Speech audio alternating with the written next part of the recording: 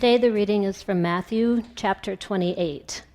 After the Sabbath, as the first day of the week was dawning, Mary Magdalene and the other Mary went to see the tomb. And suddenly there was a great earthquake, for an angel of the Lord, descending from heaven, came and rolled the stone and sat on it. His appearance was like lightning, and his clothing white as snow. For fear of him, the guards shook and became like dead men. But the angel said to the women, "Do not be afraid. I know that you are looking for Jesus who was crucified. He is not here, for he has been raised. As he said, come see the place where he lay. Then go quickly and tell his disciples, he has been raised from the dead, and indeed he is going ahead of you to Galilee. There you will see him. This is my message for you." So they left the tomb quickly with fear and great joy and ran to tell his disciples. Suddenly Jesus met them and said, "Greetings." And they came to him, took hold of his feet, and worshipped him. Then Jesus said to them, "Do not be afraid. Go and tell my brothers to go to Galilee. There they will see me." While they were going, some of the guard went into the city and told the chief priests everything that had happened. After the priests had assembled with the elders, they devised a plan to give a large sum of money to the soldiers, telling them, "You must say, his disciples came by night and stole him away while we were asleep. If this comes to the governor's ears, we will satisfy him and keep you out of trouble." So they took the money and did as they were directed. And this story is still told among the Jews to this day. Now the 11 disciples went to Galilee, to the mountain to which Jesus had directed them. When they saw him, they worshipped him, but some doubted. And Jesus came and said to them, "All authority in heaven and on earth has been given to me. Go therefore and make disciples of all nations, baptizing them in the name of the Father and of the Son and of the Holy Spirit, and teaching them to obey everything that I have commanded you. And remember, I am with you always, to the end of the age." Nice work, thanks. So, good morning, by the way. I think it was Wednesday, I was on a ride, and for those of you familiar with the trails, I was on Don't Fence Me In Trail, which has these kind of undulating, is that the right phrase? These kind of rises and falls, and it's kind of a narrow trail, so you kind of got to keep your head on a swivel unless the hikers get mad at you. And so I came to this high point, and I looked down, and there was a girl, I'm going to guess she was 10, walking this little wiener dog thingamajig, and behind her, I'm assuming was her mom. And so I stopped and kind of assessed the situation, because it's kind of a tricky spot, because next to the trail is hill, and then it's kind of big exposure there, so there's not a lot of ways to pass each other. And instantly I watched her do that thing with the leash where you go, roll it around her hand 5 times, so that he went from having some freedom to suck to her side. And the dog's like, rah, rah, rah, rah, rah, and he was instantly barking, and you're like, "You're little, what are you barking at?" And as soon as he started barking, the mom from behind the girl, she goes, "Don't worry, he just doesn't like bikes," which is turns out isn't all that comforting. But no sooner did she say that, the little girl, and it's this classic 10-year-old, just dry, honest fashion, she's just looking at the ground, she goes, "Or people." And I said, I think I'm going to go with her story. And I got on the other side of my bike and let them pass. But speaking of story, if you're a guest with us, if this is your first time, if you're here visiting because your someone's getting baptized, if you're just kind of checking things out, we're really thrilled that you're here. What I want to do this morning is zoom out a little bit. We historically have used this weekend, we call it Vision Weekend sometimes, but it's just this opportunity to kind of reflect on where have we been and where are we going. And really what I want to do this morning, I'm hoping we can do 2 things simultaneously. Is the first one, I just want to get you thinking about story. And in particular, what's the story that's framing for you your existence? What's the story that for you gives you meaning and life? We live in a time where there's really 2 prevailing options. One would say that as humans, we are very dependent beings, and part of that is we're dependent upon structure, on framing narrative. That we have to attach ourselves to something bigger than ourselves. Now, there are alternatives. The alternative is that all those other stories are wrong and they're bad, and your job is just to create your own story. Part of the question I want to ask this morning is, what if to be Christian is to recognize that we get this invitation to be a part of this story that's bigger than ourselves? I've been thinking about it this way this week. Can you think of the different phases you've been through? in life, probably like your first one, some like in 5th grade, like these, there's some parts fashion and some parts hobby and some parts sports and some part interest and some part friend group. You know, like maybe you went through, some of you are old enough, like you went through the corduroy phase. Or I was thinking about this. The first one I can really remember was in middle school. There was the Nike pants phase. Anybody so old that they remember the Nike pants that like all the cool kids had, and they were like that really slick material, and if you got within 100 feet of a fire, you were instantly naked because they just disappeared. Remember those things? And I was also actually thinking in middle school, I mean, that's such a hard season of life, and what made it hard when I was in middle school in the 90s was there was this game that today you would go to prison for, but then it was this game, which, remember the D-pants thing that would happen? Because those things just like slid off and people would walk up behind you and just, it was this ha-ha, and everybody would laugh. And I'm like, can you imagine if someone did that today? That would be a bad, bad deal. There's like maybe you went through a party phase or a sports phase. Maybe this is your lunch fodder of like, what is your most embarrassing phase? Justin Bieber hair maybe, or maybe you had the like Bon Jovi hair or the mullet. Mullets are back. I officially feel old because mullets are cool again.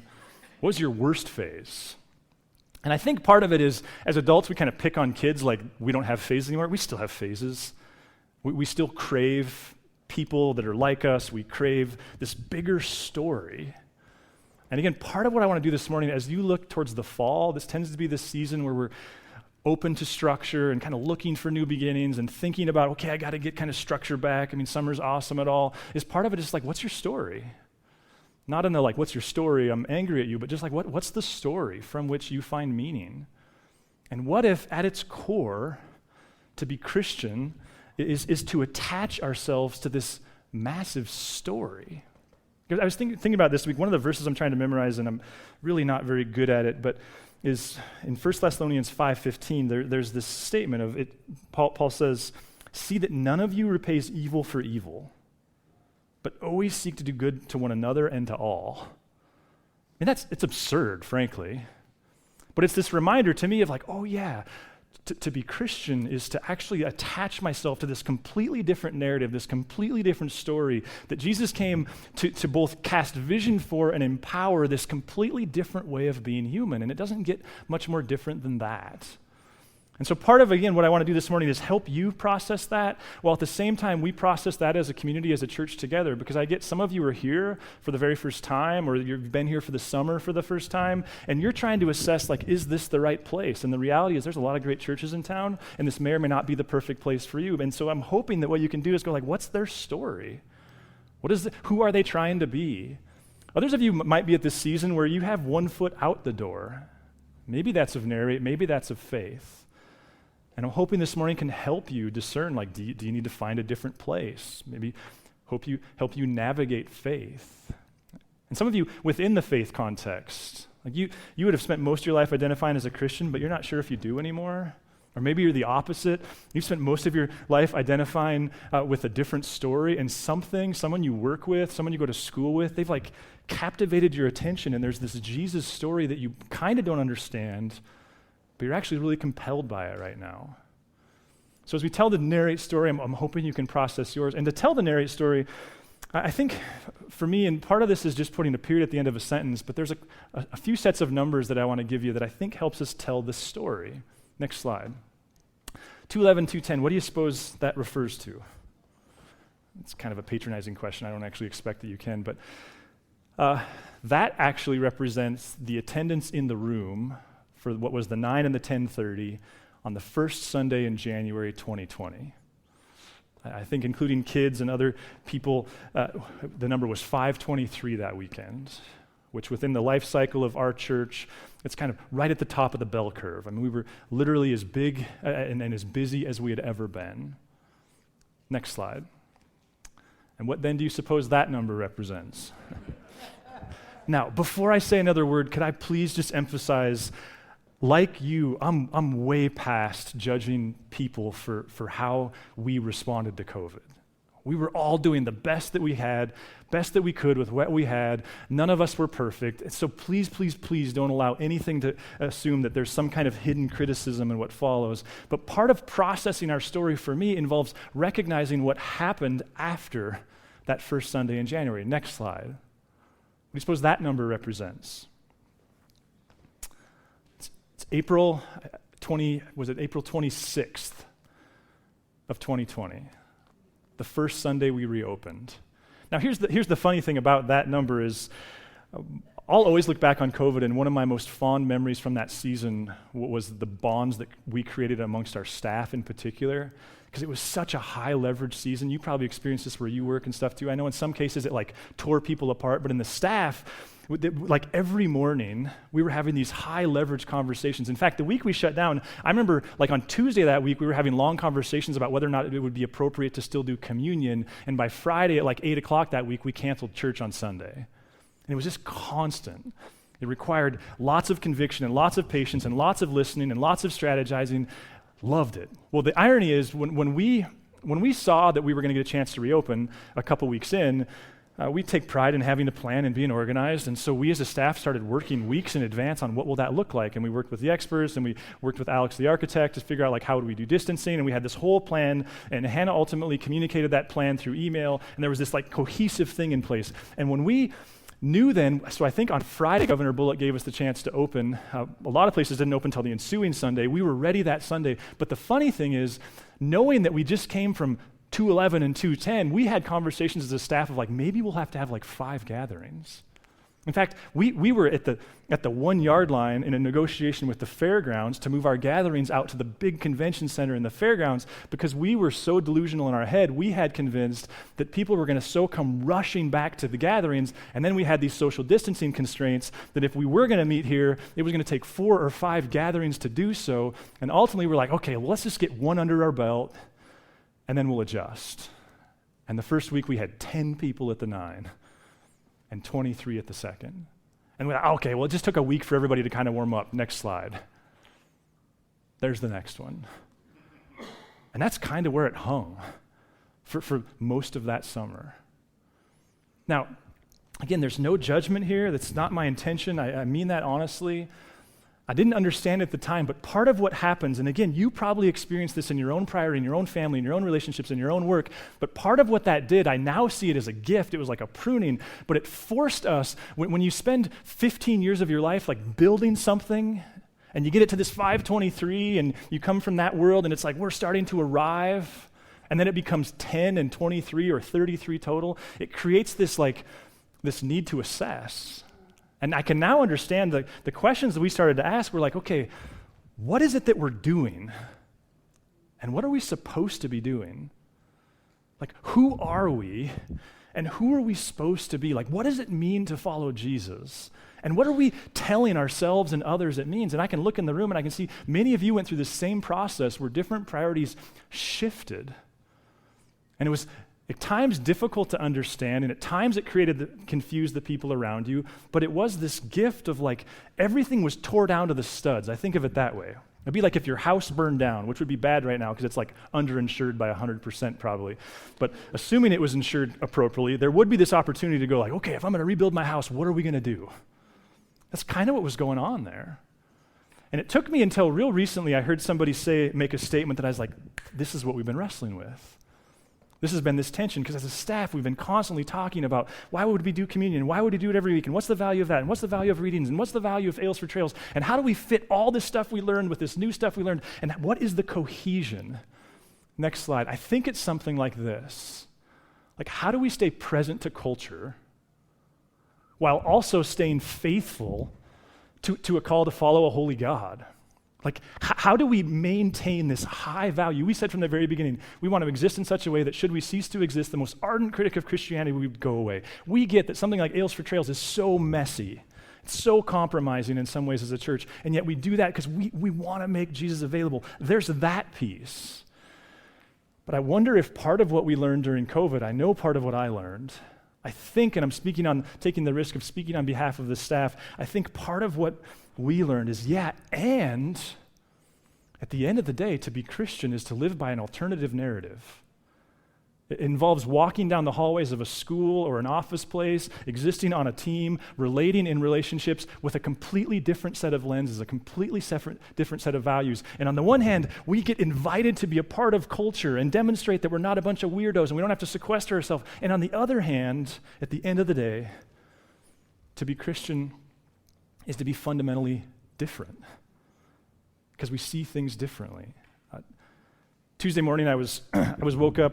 I think it was well, actually, I heard something. It sounded like metal. I wondered what the world was that. I actually thought we have a small dog who we have bells on the back door, and he rings the bells when he wants to go outside. So I was like, oh, Yadi must have rang the bells.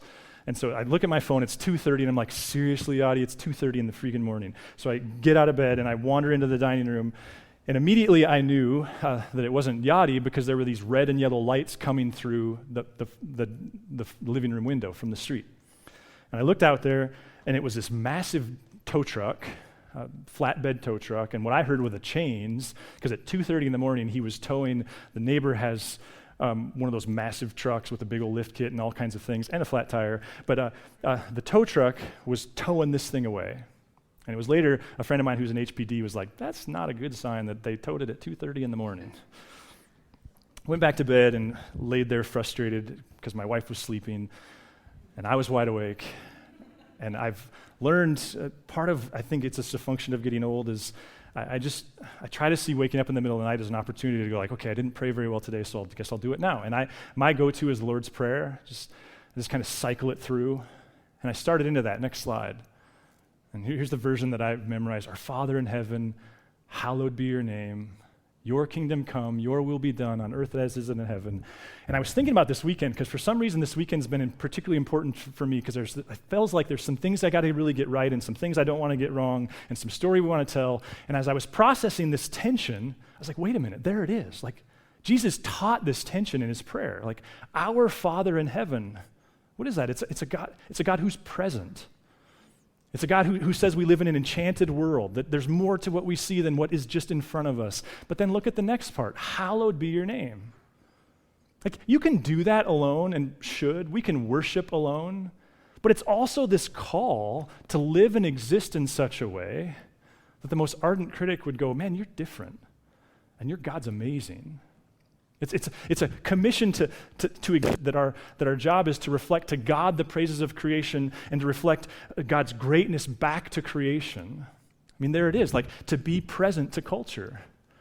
But then look at the last part. Your kingdom come, your will be done on earth as it is in heaven. It's a confession.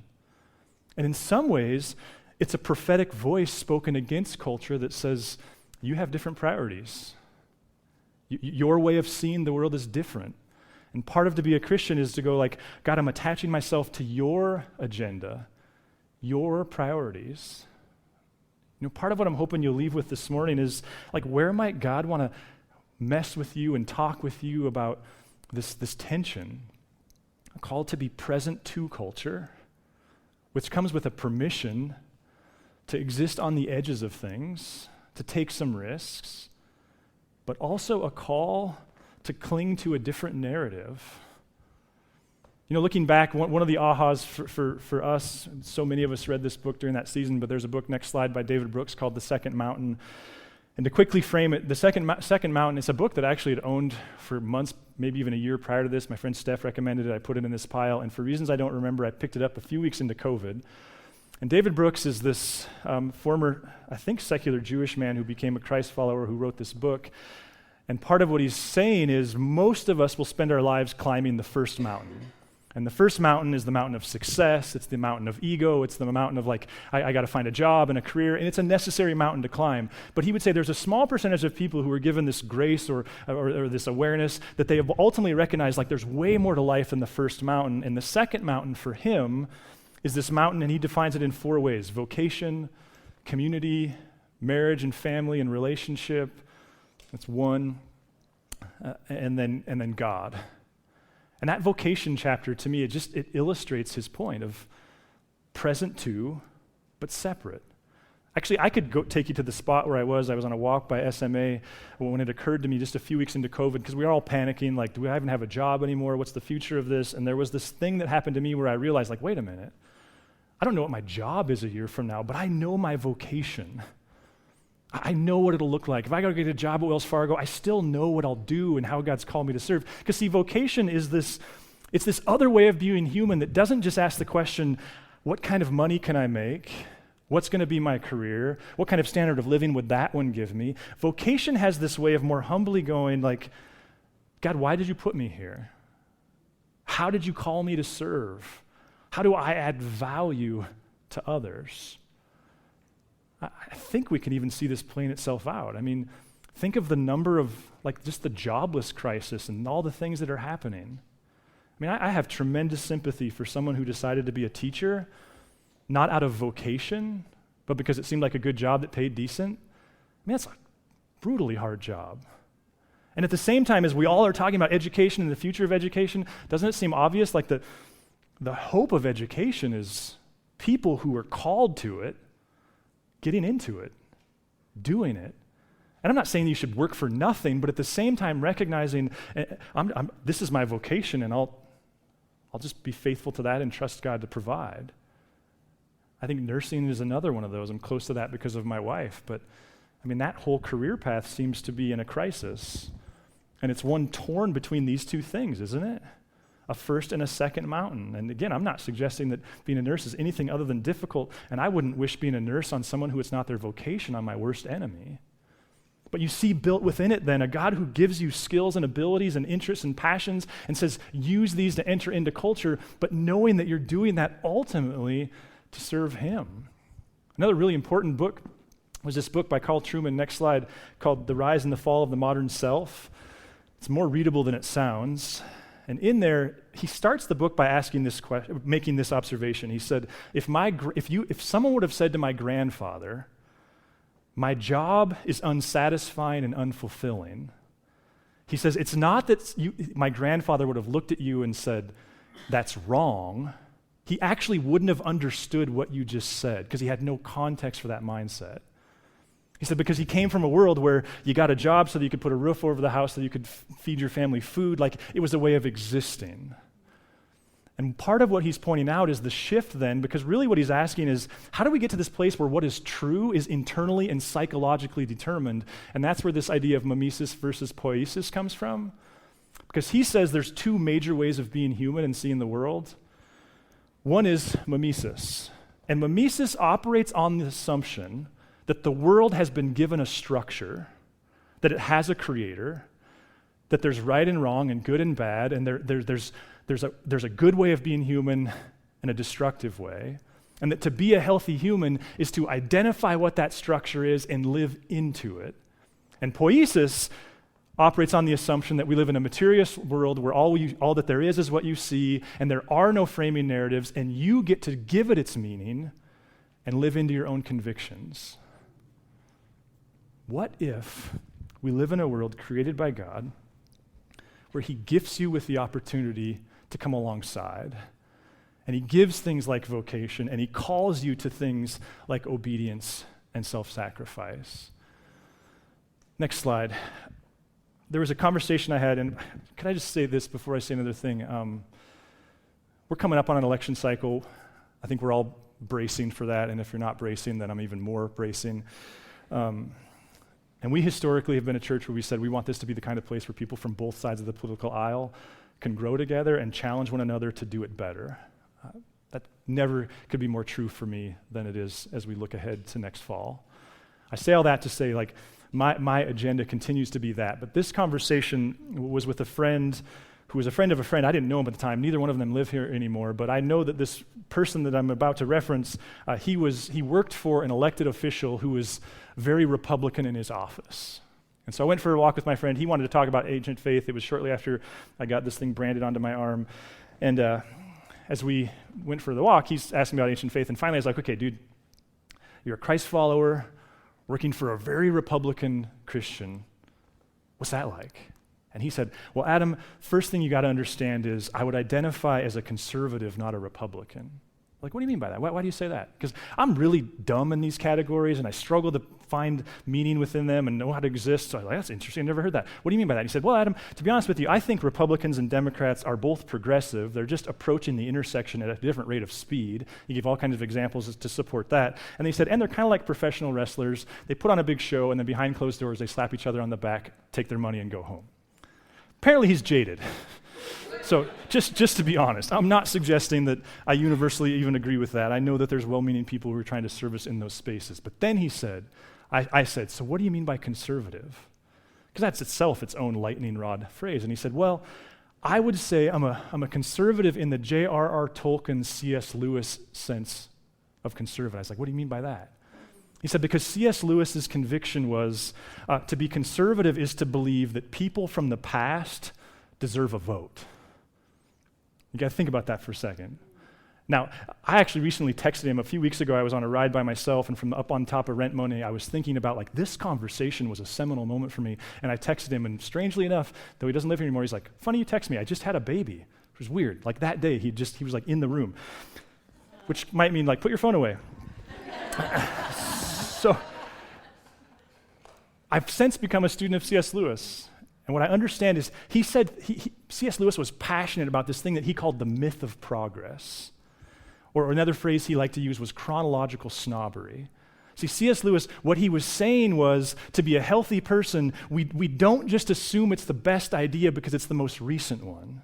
Like that humans have the ability to devolve. Like that to be a healthy person is we pay honor to those people from the past and how they would have thought things, and we hold old ideas in tension with new ideas. C.S. Lewis was a soldier in World War I. He entered it as an atheist and came home as a Christ follower, which is noteworthy because most of the English soldiers went to war as Christ followers and came home as atheists. But what C.S. Lewis saw was there was this prevailing narrative in the 20th century that was the narrative of materialism that said there is no God, there's nothing real other than what you can see, and he foretold that this was going to lead to things like Marxism and Nazism. He spent his life, the latter part of it, arguing like we need to hold the past and the present in tension with one another and vet things that way. One of his mentors, next slide, was a guy, G.K. Chesterton, and Orthodoxy is one of my favorite, most difficult books I've ever read. There's a story in there where G.K. Chesterton puts it this way. He said, 2 guys are walking along a path. It doesn't have to be guys, 2 people. Thank you, Hannah, for your influence. 2 people are walking along a path. They happen upon a wall. And the posture of one is to go, this wall's in our way, let's tear it down. The posture of the other is to go, wait a minute, before we do anything, we should assess, why is this wall here? Like, what purpose does this wall serve? What did it serve? And therefore, does it still serve a purpose today? And only then can we determine whether or not we leave it standing or we tear it down. That's what kind of brings me back around to this idea. What does it look like? Next slide. How do we stay present, creative, innovative, do things that cause people to think differently about God and who he is and his designs for them, while at the same time recognizing to be a Christian is to be a part of this ancient family. And we're not the first one to think about some of these issues, and we can pay honor and respect to them by vetting their wisdom into our decision making. I think that's where we're at as a church. I had this moment, it's been a couple years, where I think I had my own tension about some of my new convictions and ideas and thoughts, and suddenly I'm the weirdo with a tattoo on my arm, and I used to hide that I was a Christian. I mean, there's all this stuff going on, and I had this anxiety of like, Lord, I think I'm just going to blow up my whole life here if I'm not careful, and I'll be that like religious weirdo. And I was on a walk, it was back behind the Legion field, and there was this clear moment of like, hey Adam, if you were 20, and no mortgage, no wife, no kids, no Narrate, no community, no friend group, then you would be in this season where you could choose whatever faith tradition you wanted to, and you could go pursue that, and that would be great. But you're not.